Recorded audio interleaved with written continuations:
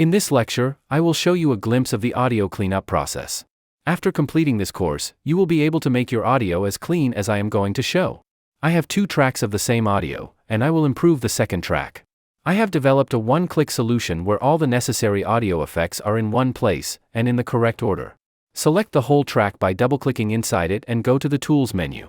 From Apply Macro, you can choose what kind of improvement you need.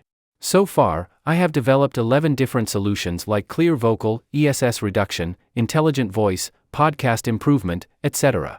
After completing my course, you can also develop this kind of solution on your own. Let's assume I want to upload this audio to the Apple Podcast, so I will choose Apple Podcast Improve. The audio has become better and suitable for Apple Podcasts with just in a single click. Let's listen to the original and improved audio, and we can hear the difference. Why you should use Audacity? Audacity is a free audio recording and editing software available on Windows, Mac and Linux. Why you should use Audacity?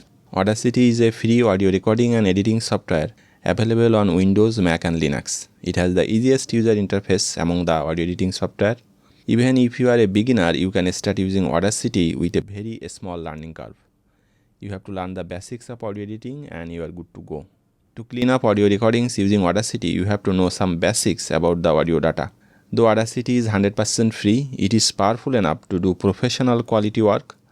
Many full-time voice artists and audiobook narrators also use Audacity. If you wish to get these macros, you can get them from here. I will give the link in the description.